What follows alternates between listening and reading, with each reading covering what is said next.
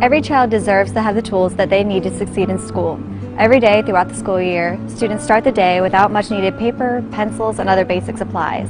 Here at Ruth's Reusable Resources, they get surplus supplies and bring them to schools and nonprofits. Ruth's Reusable Resources is, in the short version, a free store for teachers. We kind of bridge a gap between business and education, where we're taking the stuff that businesses don't know what to do with, and it's the same stuff that school districts need really badly. So, many businesses want to help education, but maybe their foundations don't really give funding to education, but they all have the stuff. They all have the office supplies or the pencils and the pens and the binders. They all have that stuff that schools need.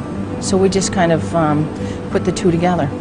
Ruth Libby began Ruth's Reusable Resources in 1994. It began when she took the extra step in collecting items for her son's kindergarten class, and it snowballed from there. When my oldest son was in the grade schools, one of the teachers asked for meat trays and egg cartons and asked us to bring it in, the kids to bring it into the classroom.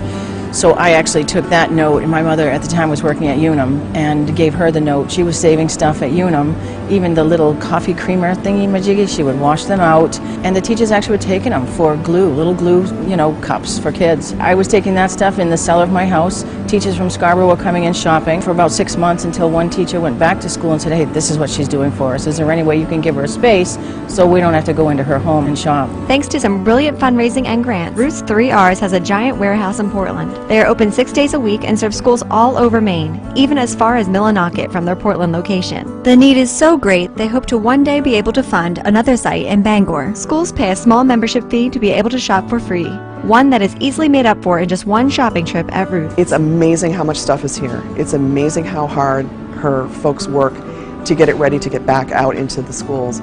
And it's just really great to see that this isn't all this stuff.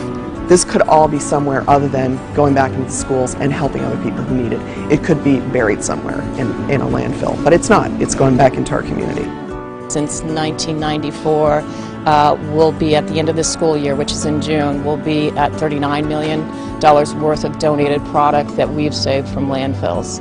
So those items are the items that we're concerned about getting it back into the school systems, getting it into the mainstream, and bridging that gap from corporate surplus or individual surplus and getting it into the school systems.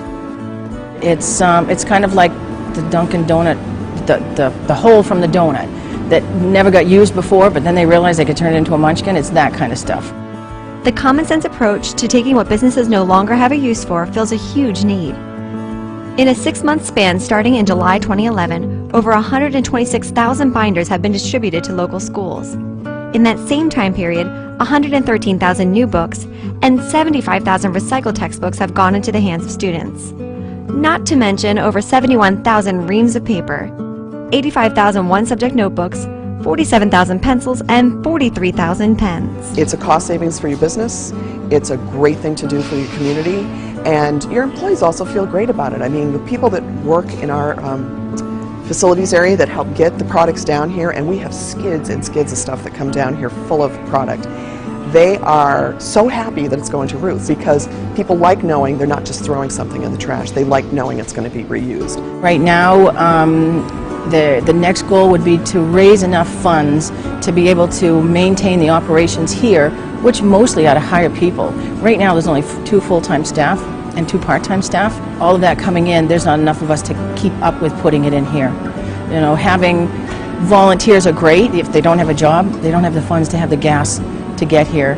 And so really having the money to hire people, which is not the first thing that foundations want to do, is to give you funding to hire people. But that really is our biggest stumbling block at the moment, is to get the people in here so that we can get the product in the store, because the teachers are coming to get it. While the donated product is often free, Ruth's pays for shipping and does the sorting in-house, all to make sure that every student has the tools they need to succeed. Nobody should have to sit in the back of the classroom without a pen and without paper, and have it be known by everybody else in the classroom that they don't have it. So coming in here, teachers can get 25 pens, 25 pencils, 25 one-subject notebooks, so that nobody has to be without pen and paper or a book to read, so that kids are so excited to learn.